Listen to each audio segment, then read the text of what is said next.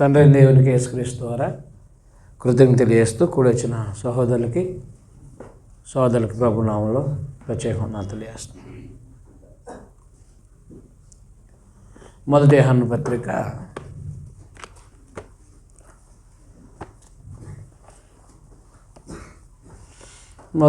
పత్రిక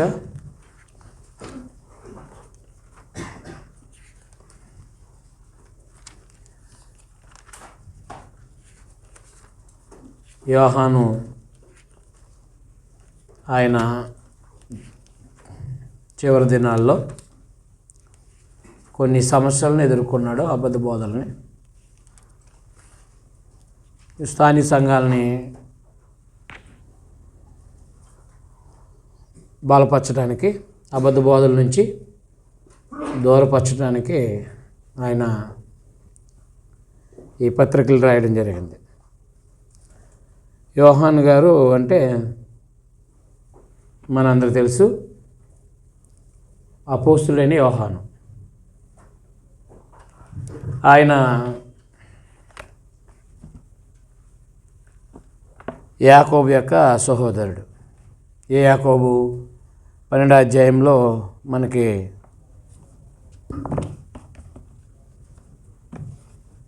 పరిచయం అయ్యారు కదా.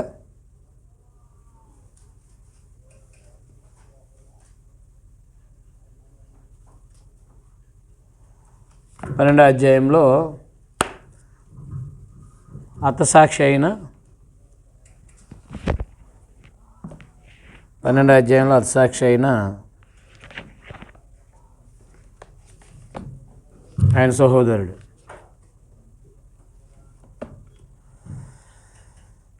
కాబట్టి మనందరికీ పరిచయం అంటే యోహాను గారి గురించి మనకు పరిచయమే. యోహాను సువార్త రాసిన ఆయన, అలాగే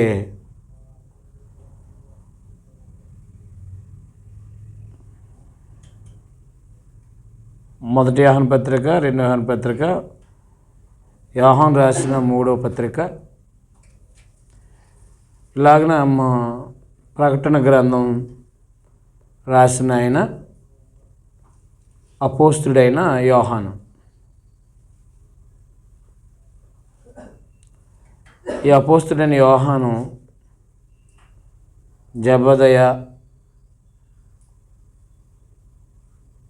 జబదయ సంబంధించిన ఆయన కుమారుడు అనమాట. మనకు మత్తయి సువార్తలో 4వ అధ్యాయము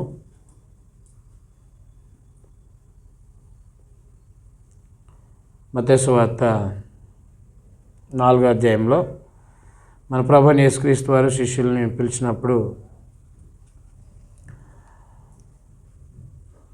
ఆయన తన తండ్రిని, తమ దగ్గర ఉన్న పని వాళ్ళని విడిచిపెట్టేసి ప్రభువు దగ్గరికి వచ్చినట్టుగా మనం చూడగలుగుతున్నాం. ఈయన ఎవరంటే బాప్తిస్మం ఇచ్చే యోహాను యొక్క శిష్యుడు. ఈయన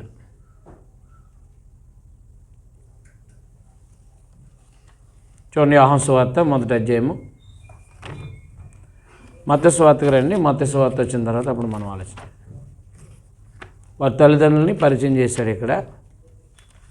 వారి తల్లి కూడా ఒకటి అడిగింది, మా అబ్బాయిలని ఇద్దరిని అటు ఒకరిని ఇటు ఒకరిని కూర్చోబెట్టి నీ రాజ్యంలోని, అది అవదలే అమ్మా అని చెప్పేశారు. 4వ అధ్యాయం 19 నుంచి మనం చూస్తే 22 వరకు. 21లో ఆయన అక్కడి నుండి వెళ్ళి జబదయ కుమారుడైన యాకోబు, అతని సహోదరుని యోహానును, మరిద్దరు సహోదరులు తమ తండ్రి అయిన జబదయ వద్ద దోణిలో తమ మొలలు బాగు చేసుకుంటుండగా చూసి వారిని పిలిచాను. వెంటనే వారు తమ దోణిను తమ తండ్రిని విడిచిపెట్టి ఆయన్ను వెంబడించారు. కాబట్టి వారి యొక్క జబదయ లేక కుమారుడు అనమాట. ఇద్దరు కూడా, యాకోబు యోహానులు కూడా. ఆమె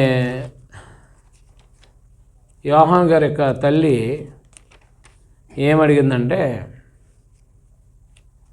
నీ రాజ్యంలో అటోకలను ఇటోకలను కూర్చోబెట్టుకోమని చెప్పి. అప్పుడు మీరు ఏం అడుగుతున్నారో మీకు తెలుస్తలేదు అని చెప్పేసి ప్రభు మాట్లాడారు. 20 అధ్యాయము 20 వచనంలో. అప్పుడు జబదయ కుమారుల తల్లి తన కుమారులతో ఆయన వద్దకు వచ్చి నమస్కారం చేసి,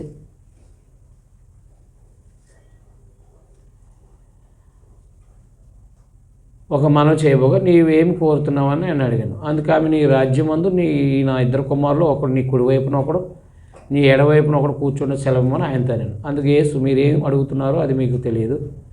నేను త్రాగబో గిన్నెలో మీరు త్రాగగలరా అని అడగగా, వారు త్రాగగలమండ్రి. ఆయన, మీరు నా గిన్నెలో త్రాగుదురు కానీ నా కుడివైపున నా ఎడమ వైపున కూర్చొనిచ్చుట నా వశం లేదు అని చెప్పేశారు. అలాగున ప్రభుకి సన్నిహితులుగా ఉన్న ఆయన ప్రభు ప్రేమించిన శిష్యుడిగా అని మనకి యోహాను సువార్త 21 అధ్యాయంలో ఆయన గురించి చెప్పడం జరిగింది. యోహాను సువార్త 21 అధ్యాయము, యోహాను సువార్త 21 అధ్యాయము 20 చూడండి.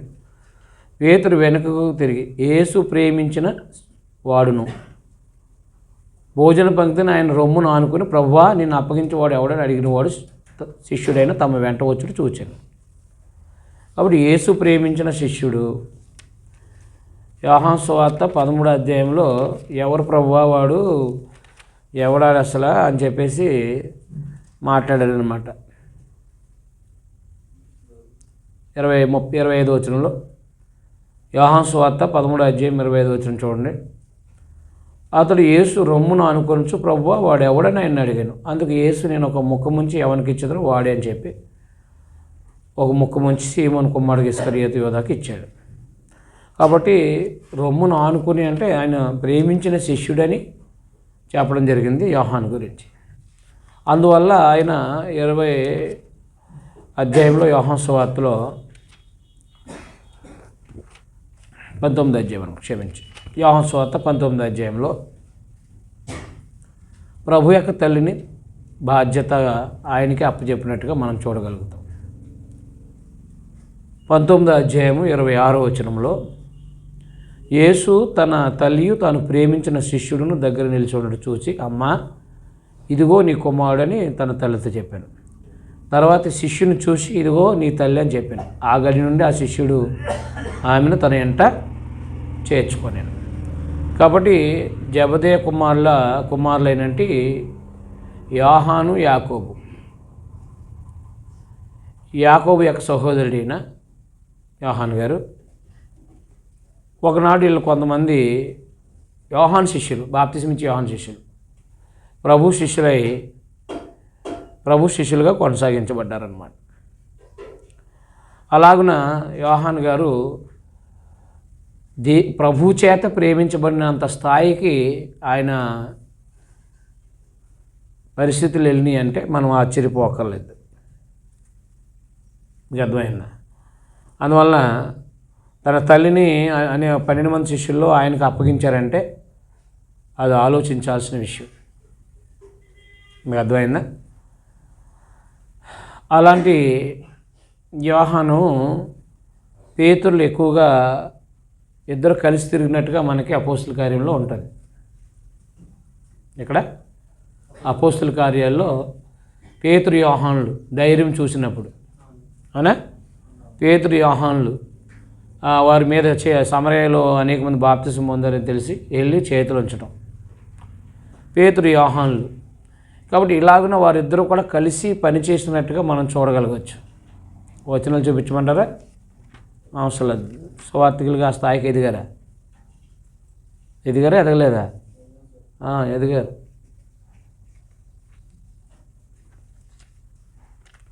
మూడో అధ్యాయంలో అపోస్తల కార్యంలో పగలు 3 గంటలకు ప్రార్థనా కాలంలో పేతురు యోహాను దేవాలయానికి ఎక్కి వెళ్తుండగా. 4వ అధ్యాయంలో 16వ వచనం, పేతురు యోహాను ధైర్యం చూసినప్పుడు.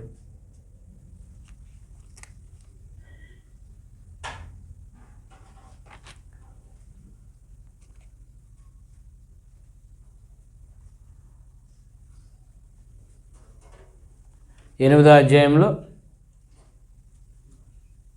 పేతురు యోహానులు 14 వచనం, 8వ అధ్యాయం 14 వచనం, సమరయులు వారు దేవుని వాక్యం అంగీకరించారని యెరూషలేములోని అపోస్తలు విని పేతురును యోహాను వారి యొద్దకు పంపిరి అన్నమాట. కాబట్టి 17లో అప్పుడు పేతురు యోహాను వారి మీద చేతులు ఉంచగా, ఇలా పేతురు యోహానులు ఎక్కువగా కలిసి పనిచేసినట్టుగా మనకు కనబడుతూ ఉంటుంది. దాంట్లో యోహాను గారు ప్రభు చేత ప్రేమించబడినవాడు అన్నమాట. అందుకే ఆయన తన తల్లిని అప్పగించారు. ఆయన అపోస్తుల కంటే సామాన్య అపోస్తులలో లాగా హతసాక్షి అవ్వకుండా ఆయన బహువృద్ధాప్యంలో మరణించారన్నమాట. ఎలా చెప్తున్నారు మీరు అని అడగవచ్చు. ప్రకటన గ్రంథం రాసే సమయానికి 100వ సంవత్సరం, క్రీస్తు శకం 100వ సంవత్సరం. కాబట్టి 33 సంవత్సరాల్లో ప్రభు మరణించి సమాధి చేయబడి తిరిగి లేపబడ్డారు. క్రీస్తు శకం 33 సంవత్సరాల్లో యోహాను గారు కూడా యవనస్తుడే. అవునా? 33 + 70 ఎంత? అప్పుడు 100వ సంవత్సరం రాసేటప్పుడు సుమారుగా ఆయన కూడా 90 పైనే సంవత్సరాలు ఉంటాయన్నమాట. ఎవరికి? యోహాను గారికి. అర్థమైందా? అందుకని మిగతా పౌలు గారు ఉన్నారంటే 2వ తిమోతి పత్రిక రాసే సమయానికి ఆయన అయిపోయారు. ఇంకా అక్కడ క్రీస్తు శకం 60లో 70 లోపే పేతురు గారు, పౌలు గారు ఇలా కొంతమంది హతసాక్షులు అయిపోవడం అనేది జరిగింది. యోహాను గారు సహోదరుడు ముందు ఎవరు? యాకోబు. ఇలాగ అపోస్తులు అప్పటికే మరణించినట్టుగా కనబడుతుంది. అయితే ఒక సమస్య ఎదుర్కోవాల్సి వచ్చింది ఆయన. ఏంటనంటే 1 యోహాను పత్రికలో ఆయన మాట్లాడినప్పుడు ఆలోచన చేయండి ఒకసారి,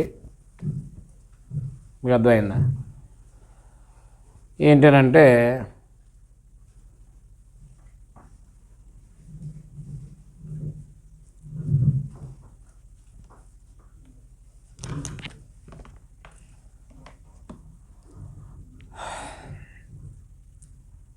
మొదటి వచనం, జీవవాక్యమును గూర్చి ఆది నుండి ఏది ఉండెనో మేము ఏది వింటుమో కనులారా ఏది చూచితమో ఏది నిదానించి కనుగొంటమో మా చేతులు దేనిని తాకి చూచితమో అది మీకు తెలియజేస్తున్నాం. ఎందుకు ఆ విషయం చెప్పాల్సి వచ్చింది? ఆయన యేసుప్రభుని కళ్ళారా చూసాం మేము, మా చేతులు తాకిని, ఆయన చెప్పిన విన్నాయి అని ఎందుకు చెప్పారంటే అక్కడ ఒక అర్థబోధం ఉంది. 4వ అధ్యాయము, యోహాను రాసిన మొదటి పత్రిక 4వ అధ్యాయము. ప్రియులారా, అనేకులైన అబద్ధ ప్రవక్తలు లోకములోనికి బయలువెళ్ళి ఉన్నారు గనుక ప్రతి ఆత్మను నమ్మక ఆయా ఆత్మలు దేవుని సంబంధమైనవో కావో పరీక్షించండి. యేసుక్రీస్తు శరీరధారి అయి వచ్చినని ఏ ఆత్మ ఒప్పుకొనునో అది దేవుని సంబంధమైనది. ఏ ఆత్మ యేసును ఒప్పుకొనదో అది దేవుని సంబంధమైనది కాదు. అదైనా దీన్ని బట్టి దేవుని ఆత్మను మీరు ఎరుగుదురు, క్రీస్తు విరోధి ఆత్మ వచ్చినని మీరు విన్న సంగతి ఇదే. ఇదివరకే అది లోకంలో ఉన్నది. చిన్నపిల్లారా, మీరు దేవుని సంబంధం మీలో ఉన్నవాడు లోకంలో ఉన్నవాడు కంటే గొప్పవాడు కనుక ఈ లోకాన్ని జయించారని చెప్పేసి మాట్లాడుతూ ఏమైంది? యేసుక్రీస్తు శరీరధారి అయి వచ్చినని ఏ ఆత్మ ఒప్పుకొనునో అది దేవుని సంబంధమైంది. అంటే ఇప్పుడు సమస్య ఏంటి? 2వ అధ్యాయం 22వ వచనం, 2వ అధ్యాయం 22వ వచనం. యేసు క్రీస్తు కాడని చెప్పువాడు తప్ప ఎవడబ్బతికుడు? తండ్రిని కుమారుని ఒప్పుకొని వీడే క్రీస్తు విరోధి. అర్థమైందా? అనేక మంది అబద్ధ ప్రవక్తలు ఏం చెప్తున్నారంటే ఆనాడు యోహాను గారు జీవిస్తున్న కాలంలో యేసు క్రీస్తు కాడు. క్రీస్తు శరీరంలోకి రాలేదు, శరీరధారిగా రాలేదు. యేసుక్రీస్తు శరీరధారిగా రాలేదు.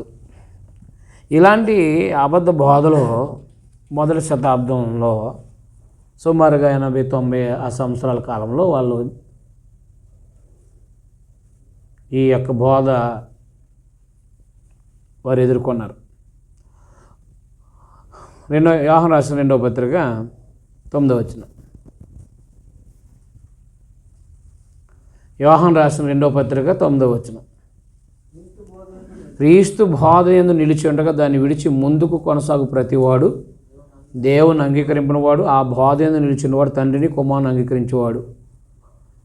ఎవడైనా నీ బోధ తేక మీ వద్దకు వచ్చిన వాడిని మీ ఇంట చేర్చుకోవద్దు. సొమ్మని వానితో చెప్పేవాడు వాని దుష్టక్రియల్లో పాల్గొడు. కాబట్టి క్రీస్తు ఈ బోధ యందు నిలిచి ఉండక కారణం ఏంటంటే చూడండి, ఇక్కడ 7వ వచనం చూడండి. యేసుక్రీస్తు శరీరధారి అయి వచ్చానని ఒప్పుకొనని వంచకులు అనేకులు లోకంలో బయలుదేరారు. ఎవరల్లా? అనేకులు బయలుదేరారు. యేసుక్రీస్తు శరీరధారి అయి వచ్చానని ఒప్పుకొనని ఎవరో ఒప్పుకొనని వంచకులు అనేకులు లోకంలో బయలుదేరి ఉన్నారు. అదే విషయం. అర్థమైందా? యేసుక్రీస్తు శరీరధారి వచ్చానని ఒప్పుకొని వంశకులు అనేకులు లోకంలో బయలుదేరారు.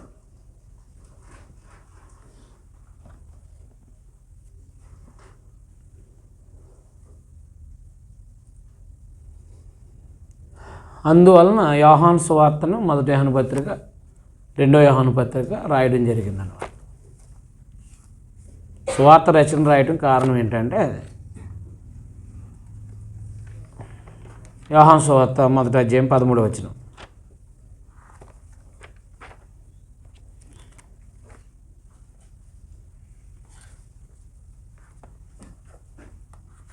యోహాను సువార్త మొదటి అధ్యాయం 13వ వచనం.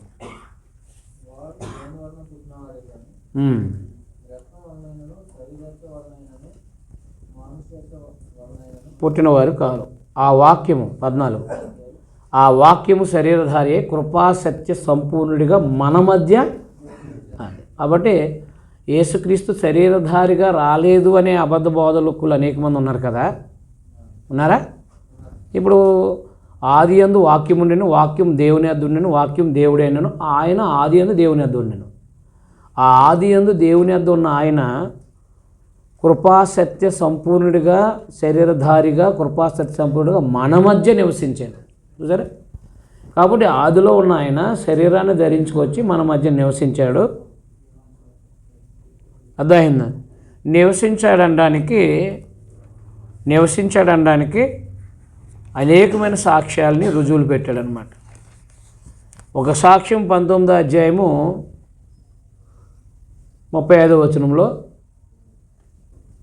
సైనికుల్లో 34 నుంచి, యోహాను సువార్త 19వ అధ్యాయం 34లో సైనికుల్లో ఒకడు ఈటుతో ఆయన ప్రక్కన పొడిచెను, వెంటనే రక్తము నీళ్లు కారెను.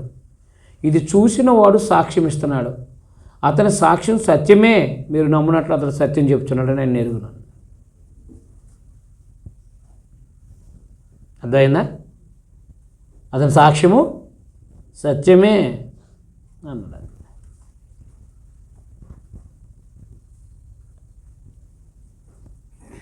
యేసుక్రీస్తు వారు శరీరధారిగా వచ్చాడని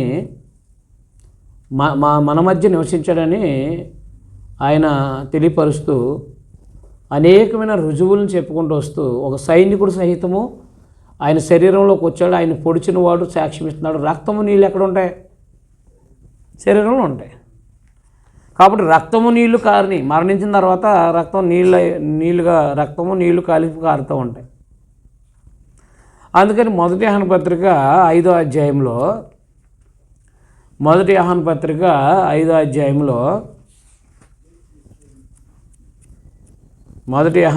5వ అధ్యాయంలో రుజువులు తెలియజేశాడు ఆయన.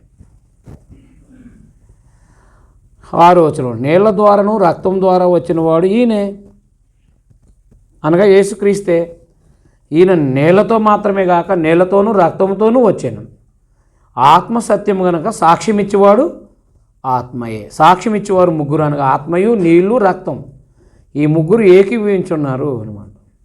మనం మనుషుల సాక్ష్యం అంగీకరిస్తున్నాం కదా, దేవుని సాక్ష్యం మరి బలమైంది. దేవుని సాక్ష్యం ఆయన తన కుమారుని గూర్చి ఇచ్చినదే. అవునా?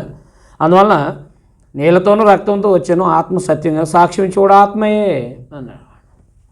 కాబట్టి ఇప్పుడు పరిశుద్ధాత్ముడు యేసుక్రీస్తు వారు వచ్చాడనడానికి సాక్ష్యం, అలాగే రక్తము, నీళ్లు యేసుక్రీస్తు వారు శరీరంలోకి వచ్చాడనడానికి సాక్ష్యం. ఇద్దరు సాక్ష్యాలు అంగీకరించబడతాయి, అంగీకరించబడవా?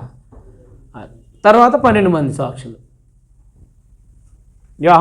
మొదటి యోహాను పత్రిక 1వ అధ్యాయంలో జీవ వాక్యాన్ని గూర్చి ఆది నుండి ఏది ఉండెనో, మేము ఏది వింటామో, కళ్ళారా ఏది చూసేదమో, ఏది నిదానించుకొనుకుంటామో, మా చేతులు దేనిని తాకి చూచానో అది మీకు తెలియజేస్తున్నాము. ఆ జీవం ప్రత్యక్షమైన తండ్రి అద్దుండి మాకు ప్రత్యక్షమైన నిత్య జీవాన్ని మేము చూసి ఆ జీవాన్ని గురించి సాక్ష్యం ఇస్తూ దాన్ని మీకు తెలియపరుస్తున్నాం. మాతో కూడా మీకు సహవాసం కలిగినట్లు మేము చూసిన దాన్ని వినేదాన్ని మీకు తెలియజేస్తున్నాం అన్నారంటే, మేము కళ్ళారా చూసాం, మా చేతులు తాకినాయి, మా చెవులు విన్నాయి ఆయన బోధ. పరిశుద్ధాత్ముడు ఆయన వచ్చాడని సాక్ష్యం చెప్పారు. అలాగే రక్తము, నీళ్లు, ఒక సైనికుడు ఆయన్ని చనిపోయాడా లేదా పొడిచి చూస్తే ఆయన నుంచి రక్తము, నీళ్ళు కారిని. కాబట్టి ఆయన భూమి మీదకి వచ్చారు అనడానికి ఆయన కూడా సాక్ష్యం చెప్తున్నాడు. అదైందా? కాబట్టి రక్తము, నీళ్లు, ఈ ఆత్మ ముగ్గురు సాక్ష్యం చెప్తున్నారు అన్నారు. ఇద్దరు సాక్ష్యమే సత్యం కదా ధర్మశాస్త్ర ప్రకారంగా. అలాంటిది ముగ్గురు సాక్ష్యం చెప్తున్నప్పుడు యేసుక్రీస్తు వారు శరీరధారిగా వచ్చాడని ఏం చేయాలి? ఖచ్చితంగా అంగీకరించాలి. కాబట్టి ఆనాటి కాలంలో పౌలు గారు బోధించారు. 1 తిమోతి పత్రిక 4వ అధ్యాయంలోను, ఎఫెసు పత్రిక మన అబద్ధ బోధకుల గురించి 2వ అధ్యాయంలోను, ఏది తెస్సలోనికీయులకు రాసిన 2వ పత్రిక 2వ అధ్యాయంలోను, అదే తిమోతికి రాసిన 1వ పత్రిక 4వ అధ్యాయంలోను, అలాగే ప్రభు కూడా చెప్పారు మత్తయి సువార్త 7వ అధ్యాయం 15వ వచనంలోను. అనేక మంది అబద్ధ ప్రవక్తలు మత్తయి సువార్త 24 మత్తయి సువార్త 24వ అధ్యాయము 24లోను అనేక మంది అబద్ధ ప్రవక్తలు వస్తారు. నేనే క్రీస్తునని చెప్తారు కొంతమంది అని చెప్పేసి. వీళ్ళైతే క్రీస్తు శరీరధారిగా రాలేదని చెప్తున్నారండి. శరీరధారిగా వచ్చాడని చెప్పడానికి బాప్తిస్మిచ్చి యోహాను సాక్ష్యాన్ని తీసుకున్నాడు ఆయన. యోహాను సువార్తలో 1వ అధ్యాయంలో అలాగన రుజువులు, ఎన్నో రుజువులు చూపించినాడు ఆయన. 1వ అధ్యాయము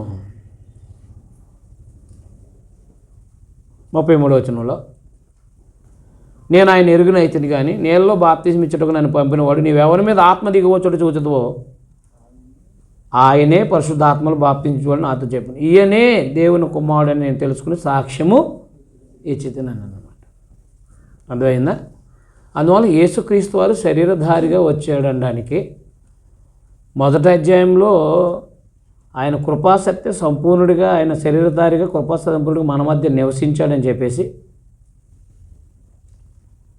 ఆయన, ఆ తర్వాత బాప్తిస్మిచ్చి యోహాను, ఆ తర్వాత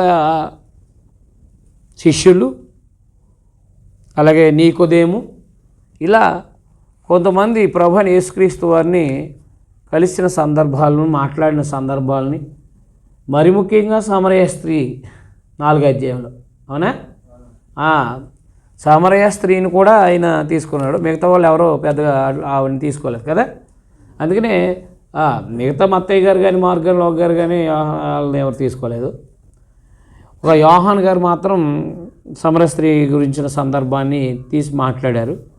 ఆమె అందే ఏమనంటే, మాకు మెస్సియా వస్తాడని, క్రీస్తు అనబడిన మెస్సియా వచ్చాడని నేను ఎరుగుదును అని 25లో అంది. అవునా? ఆయన వచ్చినప్పుడు మాకు సమస్తం తెలియజేయని చెప్పగా, యేసు నీతో మాట్లాడుతున్న నేనే ఆయన్నే ఆమెతో చెప్పాడన్నారు. అలాగే ఈ సాక్ష్య సంబంధమైన విషయాలు మాట్లాడుకుంటూ వచ్చారు. 5వ అధ్యాయంలో 46 వచనం చూడండి. 45, 46, 47లో మీరు ఆశ్రయిస్తున్న మోషే మీ మీద నేరం మోపును, అతడు నన్ను గూర్చి వ్రాసెను గనుక మీరు మోషే నమ్మినట్టయినా నన్ను నమ్ముదురు. మీరు అతడు లేఖనములు నమ్మని ఎలా నా మాటలు ఎలాగ నమ్ముదురని అన్నాడు. కాబట్టి దేవుడు ఈ నా ప్రియకుమారుడనే సాక్ష్యాన్ని, యోహాను గురించిన సాక్ష్యాన్ని, అలాగే ఆయన ప్రవక్తలు ఆయన గురించి రాసిన సాక్ష్యాలని ఆయన తెలియపరచుకుంటూ వస్తూ అపోస్తుల యొక్క సాక్ష్యాలని, అలాగే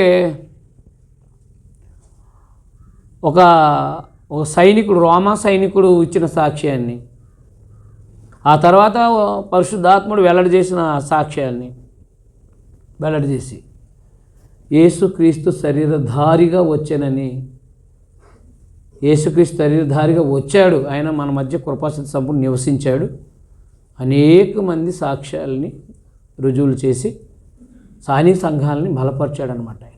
కాబట్టి ఎవడైనా ఇంటికి వస్తే వాడిని ఇంటికి చేర్చవద్దు, వందలు చెప్పొద్దు. అడిగి ఎవరైనా వస్తే దాని 2 యోహాను పత్రికలో క్లారిటీ చేశాడు ఆయన. అవునా? క్రీస్తు బాధ యందు నిలిచి ఉండగా దాన్ని విడిచి ముందు కొనసాగు ప్రతివాడు తండ్రిని కుమారుని ఒప్పుకున్నాడు. కాబట్టి ఎవరైనా క్రీస్తు శరీరధారిగా రాలేదంటే వాడిని మీ ఇంట చేర్చుకోవద్దు, వాడికి శుభమని చెప్పవద్దు. చెప్తే వాడు దుష్టక్రియలలో పాల్గొడతాడు. కాబట్టి అబద్ధ బాధకులతో సహవాసం ఎందుకు చేయకూడదంటే వాడికి కొన్ని దుష్టక్రియలు ఉంటాయి. వక్రంగా తిప్పిన పరిస్థితుల్లో వాడు వక్రంగా బ్రతుకుతాడు. ఆ వక్రం బ్రతుకు మన జీవితాలకి మనకి సాంగత్యం, మనకి దుష్ట సాంగత్యం మంచి నడవని చెడగొట్టేస్తుంది అన్నమాట. అది అబద్ధ బాధకుల గురించే మాట్లాడింది, దుష్ట సాంగత్యం అనేది మాట. అర్థమవుతుందా? కాబట్టి యోహాను సువార్తని, యోహాను రాసిన మొదటి పత్రికని, రెండవ పత్రికని రాయబడిన ఉద్దేశం ఏంటి? ఒకటే ఉద్దేశం, యేసుక్రీస్తు శరీరధారిగా వచ్చాను. దానికి మేము సాక్షులం, పరిశుద్ధాత్ముడు సాక్ష్యం. కాబట్టి ఏ ఆత్మ, ఏ బోధ యేసుక్రీస్తు శరీరధారిగా ఒప్పుకోదో దాన్ని నమ్మదు, వాటిని నమ్మొద్దు అని చెప్పేసి. శరీరధారిగా రాలేదని ఏ ఆత్మ చెప్తుందో అది నమ్మొద్దని చెప్పేసి. అర్థమైందా? అర్థం లేదా? ఆ కాన్సెప్ట్ మన యోహాను సువార్త చదివితే యోహాను సువార్త అర్థమవుతుంది. అందుకే లాస్ట్లో ఆయన ఏం చెప్పారంటే ముఖ్య ఉద్దేశము అంటే ముఖ్య వచనము, యోహాను సువార్త 20 లాస్ట్ వచనంలో 20 అధ్యాయము 31 వచనాల్లో, మరియు అనేకమైన ఇతర సూచక్రియలు ఆయన క్రియలు యేసు తన శిష్యులు ఎదురు చేశాను, అవి గ్రంథమందు వ్రాయబడం లేదు, కానీ యేసు దేవుని కుమారుడని క్రీస్తు అని మీరు నమ్మునట్లు, నమ్మి ఆయన నామందు మీరు జీవం పొందినట్లు ఇవి వ్రాయబడెను అన్నమాట. కాబట్టి యేసు క్రీస్తు అని నమ్మట్లేదు, కాబట్టి యేసు దేవుని కుమారుడని క్రీస్తు అని నమ్మట్లేదు ఆనాడున్న కొంతమంది అబద్ధ బాధకులు. కాబట్టి స్థానిక సంఘాలకు ఏం చెప్పారంటే యేసు దేవుని కుమారుడని క్రీస్తు అని మీరు నమ్మునట్లు, నమ్మి ఆయన నామందు జీవం పొందినట్లు ఇవి రాయబడ్డాయి. రాయబడిన ఉద్దేశం చెప్పాడు ఆయన. కాబట్టి యోహాను సువార్త 3:16, దేవుడు లోకాన్ని ఎంతో ప్రేమించిన కాగా ఆయన అద్వితీయ కుమారునిగా పుట్టినవాని విశ్వాసం ఉంచిన వాడు నశింపక నిత్యజీవం పొందినట్లు ఆయనను అనుగ్రహించాను. యోహాను సువార్తలో మాత్రమే ఉంది దేవుడు లోకాన్ని ఎంతో ప్రేమించినని.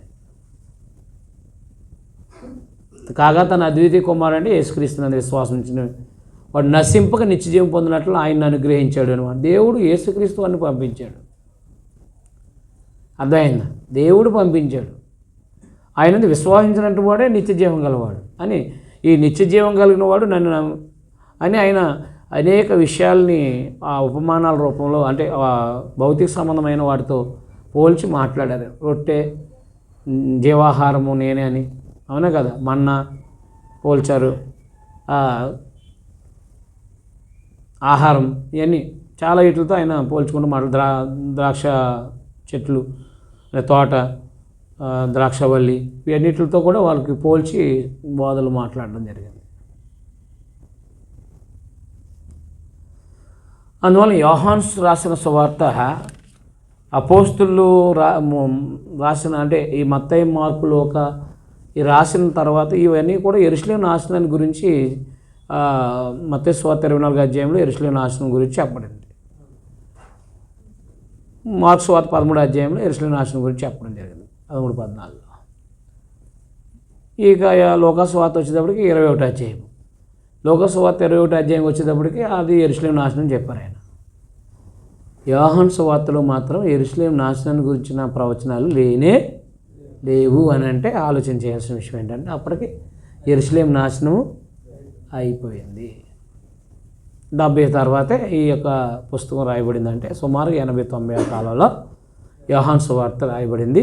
అది లాస్ట్లో ఉన్న ఈయనకి ఎదురైన సమస్యలు ఏంటంటే యేసుక్రీస్తు వారు శరీరధారిగా రాలేదు అనే అబద్ధ బోధకులు అనేక మంది బయలుదేరారు అన్నమాట. వారందరిలో నుండి స్థానిక సంఘాలు బలపరచబడ్డం కొరకు స్థానిక సంఘాలకి ఈ రుజువుల్ని చెప్పుకొచ్చారనమాట, యోహాను సువార్తని అన్నీ కూడా.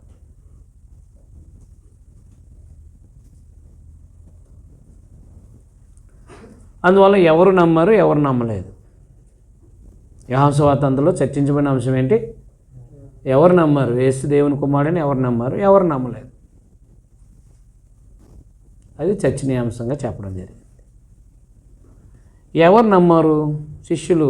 మొదటి అధ్యాయంలో బాప్తిస్మిచ్చి యోహాను, అదైన ఆంద్రేయ, యోహాను గారు, పేతురు గారు, ఫిలిప్పు గారు, నతానేలు గారు ఆయన యేసు దేవుని కుమారుడని విశ్వసించారు.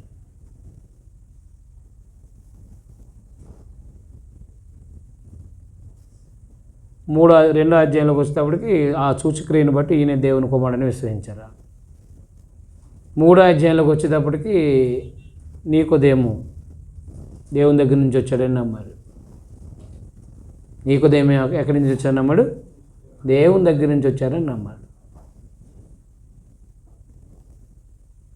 ఆయన 4వ అధ్యాయంలోకి వచ్చేటప్పటికి సమరయ స్త్రీ, సమరయులు యేసు దేవుని కుమారుడని నమ్మారు. అవునా? 5వ అధ్యాయానికి వచ్చేటప్పటికి శాస్త్రుల పరిచయాలు నమ్మలేదు. నువ్వు దేవుని కుమారుని చెప్పుకోవడమే కాకుండా దేవునితో సమానం చెప్పుకుంటున్నావు నువ్వు అని చెప్పేసి 5వ అధ్యాయము 18వ వచనంలో అక్కడి నుంచి వాళ్ళకి తిరుగుబాటు లేదు. ఆయన విశ్రాంతి దినాచారం మీరు మాత్రమే కాక దేవుడు తన సొంత తండ్రి అని చెప్పి తన దేవునితో సమానంగా చేసుకుంటున్నాడు కనుక ఇందు నిమిత్తం యూదులు ఆయన్ని చంపవాలని మరి ఎక్కువగా ప్రయత్నం చేశారన్నారు. తర్వాత రొట్టెల కోసం వచ్చారే తప్ప నిత్యజీవం కోసం రాలేదు 6వ అధ్యాయంలో. అవునా? 6వ అధ్యాయంలో మీరు రొట్టెలు సూచనలు అన్నాడు కదా ఆయన 6వ అధ్యాయము 26వ వచనంలో మీరు సూచనలు చూసిన వాళ్ళు కాదు కానీ రొట్టెలు చూసి భుజించి తృప్తి పొందుటకే నన్ను వెతుకుతున్నారని మీతో నిశ్చయముగా చెప్తున్నాను అన్నాడు ఆయన. అంటే కొంతమంది యేసుక్రీస్తు వారిని నిత్యజీవం కోసం నమ్మలేదు. చాలామంది వెళ్ళిపోయారు వెనక్కి 65 కదా. అప్పటి నుండి శిష్యులు అనేకులు వెనక్కి తీశారు. 66వ వచనంలో 6:66లో అనేకులు వెనక్కి తీసి మరి ఎన్నడూ ఆయన్ని వెంబడించలేదు. శిష్యులు నమ్మారు కానీ 70 మంది శిష్యులు వెనక్కి వెళ్ళిపోయారు. ఆ తర్వాత 7వ అధ్యాయంలో ఆయన సహోదరులు నమ్మలేదు. ఆయన సహోదరులైనను ఆయన ఎందుకు విశ్వాసించలేదు. 5వ వచనం ఆయన సహోదరులైన ఆయన ఎందుకు విశ్వాసం ఉంచలేదు. అయిన తర్వాత జరిగింది అంతే. కాబట్టి ఆయన క్రీస్తు అని కొంతమంది, క్రీస్తు కాడని కొంతమంది చెప్పుకున్నారు. జనులు మోసపుచ్చేవాడని కొంతమంది, ఈయనే క్రీస్తు అని చెప్పుకుంటూ కొంతమంది. ఇక శాస్త్రుల పరిచయాలు అంటారా. కాబట్టి శాస్త్రుల పరిచయాలు అయితే 7వ అధ్యాయం 43లో కాబట్టి ఆయన గురించి సమూహంలో భేదాలు పుట్టును. వాళ్ళు కొందరు ఆయన పట్టుకొని తెలిసింది కానీ ఎవడనో ఆయన పట్టుకోలేదు. 53లో ఆయన వారు నువ్వు ధర్మశాస్త్రం నువ్వు గలీయుడవా?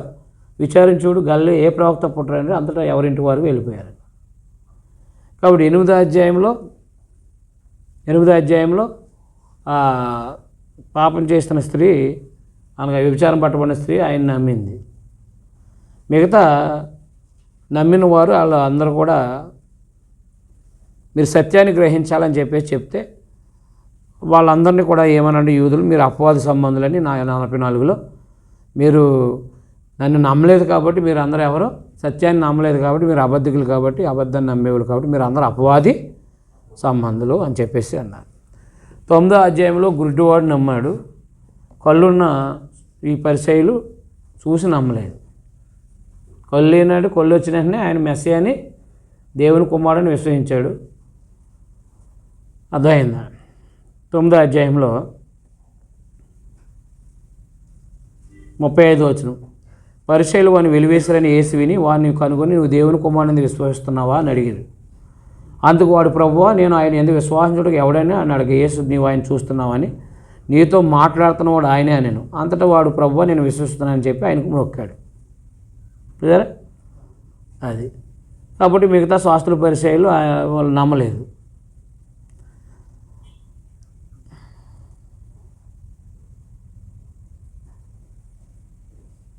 ఆ తర్వాత 10వ అధ్యాయం 24వ వచనంలో, ఎంతకాలం మమ్మల్ని సందేహ పెడతావు? నువ్వు క్రీస్తు అయితే మాతో స్పష్టంగా చెప్పమన్నారు. అందుకు నేను యేసు మీతో చెప్తుంది కానీ మీరు నమ్మరు. అది చూసారా? ఎవరిని? ఈ శాస్త్రుల పరిచయాలు. కొంతమంది ఏమో 10వ అధ్యాయం 19వ వచనం, ఆ మాటలను బట్టి యూదుల్లో మరిలా భేదం పడి వారిలో అనేకులు వాడు దయ్యం పట్టిన వాడు అన్నారు. వేరేవాడు వాని మాట ఎందుకు వినుచున్నారనేది. మరికొందరు ఇవి దయ్యం పట్టిన వాని మాటలు కావు, దయ్యము గుడ్డివాడి కన్నులు తెరవగలదా అనేది. ఇలాగన కొందరు నమ్మిన వాళ్ళు ఉన్నారు, కొందరు విశ్వసించారు యేసు దేవుని కుమారుడని, కొందరు విశ్వసించలేదు. అలాగే 11వ అధ్యాయంలో ఈ మార్త మరియలు ఆయన్ని దేవుని కుమారుడని అంగీకరించారు.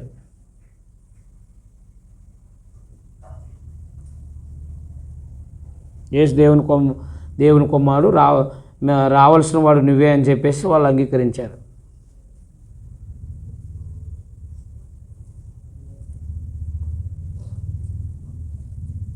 ఇరవై 27వ వచనం 11:27, ఆమె అవును ప్రభువా నువ్వు లోకమునకు రావాల్సిన దేవుని కుమారుడు అని క్రీస్తు అని నమ్ముచున్నానని ఆయనతో చెప్పాను.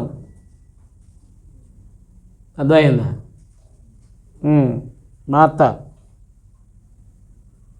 మా అత్త వీళ్ళందరూ కూడా ఏం చేశారన్నమాట, ఆమె అవును ప్రభువా నువ్వు లోకానికి రావాల్సిన దేవుని కుమారుడు అని క్రీస్తు అని నమ్ముచున్నానని ఆయనతో చెప్పాను.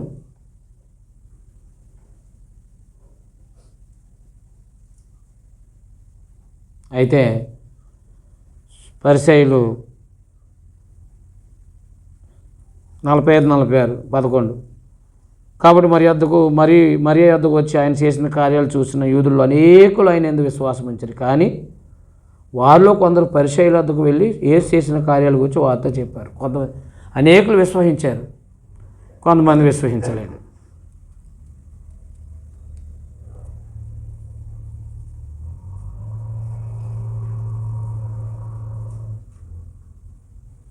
పన్నెండవ అధ్యాయం 10వ వచనం, అతను బట్టి యూదులు అనేకులు తమ వారిని విడిచి యేసునందు విశ్వాసం ఉంచిరి. అతను బట్టి యూదులు అనేకులు తమ వారిని విడిచి యేసునందు విశ్వాసం ఉంచారు. కనుక ప్రధాన యాజకులు రాజును కూడా చంపని ఆలోచన చేశారంట.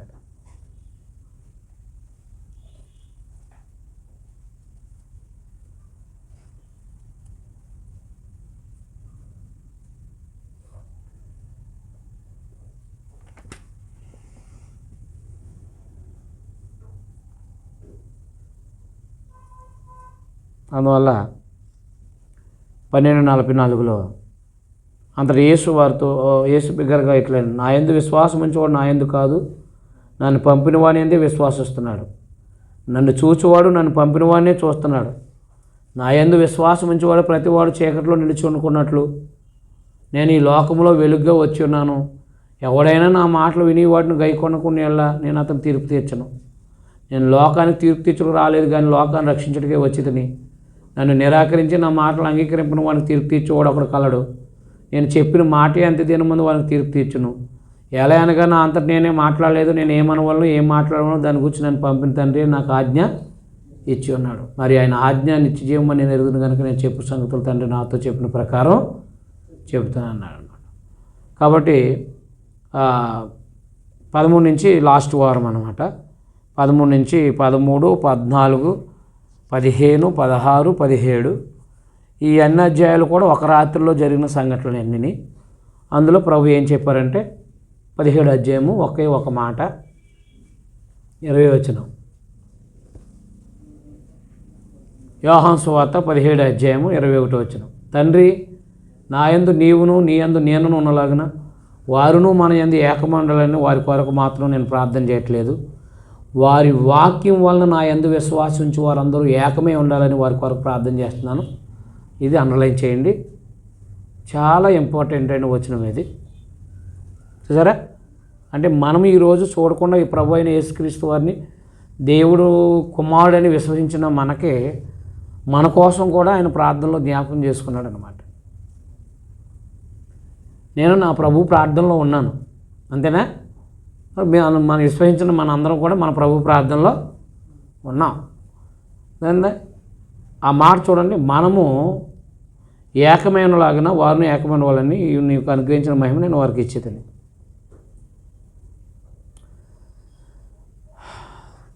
నా యందు విశ్వాసం ఉంచి వారు అందరూ, ఎవరాళ్ళందరూ ఏది ఆయన చనిపోయి తిరిగి లేచి వెళ్ళిపోయిన తర్వాత ఎవరైతే ఆయన చూడకుండా నమ్ముతారో వాళ్ళందరూ కొరకు కూడా ప్రార్థన చేశాడు ఆయన. నా యందు విశ్వాసం ఉంచి వాళ్ళందరి కోసం కూడా నేను ప్రార్థన చేస్తున్నాను, అపోస్తుల కోసమే కాకుండా అని చెప్పేసి. అర్థమైందా? రైట్. కాబట్టి ఎవరైతే విశ్వసిస్తారో వారు నిత్యజీవం పొందినట్లు దేవుడు అనుగ్రహించాడు అన్నమాట అని 20 అధ్యాయము 30, 31 వచనాలు కంక్లూడింగ్ చేసేసాడు యోహాను సువార్త.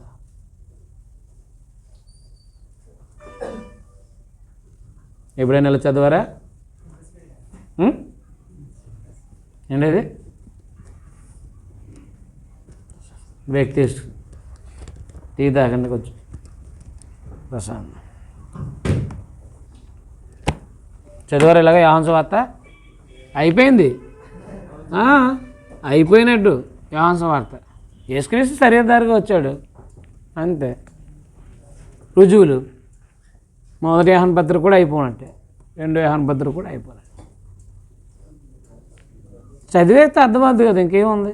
యేసుక్రీస్తు శరీరధారిగా వచ్చాడు, ఎవరు నమ్మరు ఎవరు నమ్మలేదు, లిస్ట్ చెప్పేసాను మీకు, అంతే కదా యోహాను సువార్త. ఏం అద్భుతాలు అంటారా? మీ ఇష్టం, మీరు లాగైనా వివరించవచ్చు. కానీ పెళ్ళిలో అవునా, మొట్టమొదటి అద్భుతం ఏంటి? సూచక్రియ. పెళ్ళిలో నీళ్ళు ద్రాక్షారసం అయింది, ద్రాక్షారసం అయిపోయింది. కాకపోతే ఇప్పుడు అన్వయించవద్దు. ఈ పెళ్ళిలో ఏది అయిపోయినా ప్రభు అద్భుతం చేస్తాడని మాత్రం వివరించద్దు. ఆయన భూమి మీద వచ్చి చేసిన అద్భుతాన్ని చెప్పారు, దాన్ని బట్టి అనేక మంది విశ్వసించినట్టు అక్కడ ఉంటుంది 2 అధ్యాయాలు ఉందా? ఆయన శిష్యులు విశ్వసించారని 2వ అధ్యాయంలో ఉందా లేదా? అంటే మనం వచ్చి మాట్లాడుకోవాలి.